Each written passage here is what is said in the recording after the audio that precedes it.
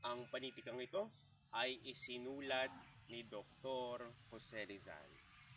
Ito ay mayroong mga karakter na tatlong magsasaka, dalawang pulube, si Bathala at si Aman Sinaya. Ayan, sisimulan ko na po. Sa isang nayon sa Pilipinas, sa ilalim ng puno ng kawayan, sabi ng isang magsasaka, "Ano itong kakaibang kawayan na ito? Parang may lihim itong tinatago." Sabi ng pangalawang magsasaka, "Baka may masamang espiritu sa kawayan na ito. Hindi natin dapat galawin." Sabi ng ikatlong magsasaka, "Hindi. Tingnan natin ang kahiwagaan ng kawayan. Baka ito ang sagot sa ating kahirapan."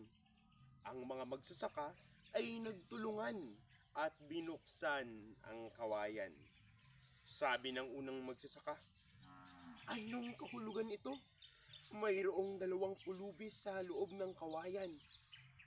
Sabi ng unang pulube, "Salamat po sa pagtulong. Kami ay nagugutom at nauuhaw na." Sabi ng ikalawang pulube, "Oo, sana'y matulungan niyo kami." Sabi ng ikalawang magsasaka, "Paano kayo napunta sa loob ng kawayan?" Sabi ng unang pulube, "Kami ay naipit sa isang hidwaan ng dalawang Diyosa. Sila ay nag-away dahil sa amin, at bilang parusa, kami ay itinapon sa kawayan." Sumagot ang ikatlong magsasaka, "Ano ang magagawa namin upang kayo'y mapalaya?"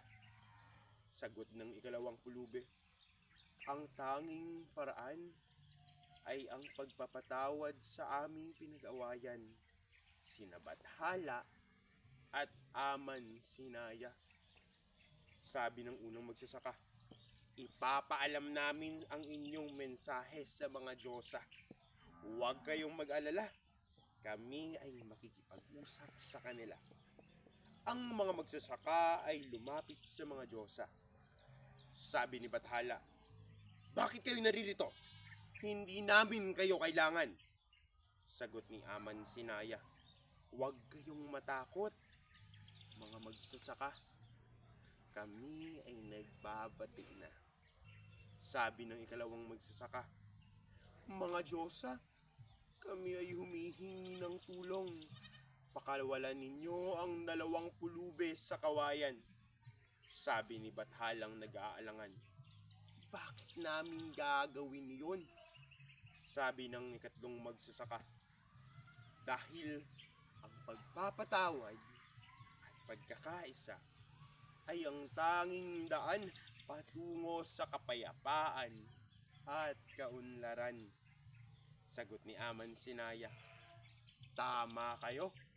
Dahil sa inyong kabutihan at pagkakaisa, pinapalaya namin ang dalawang pulube."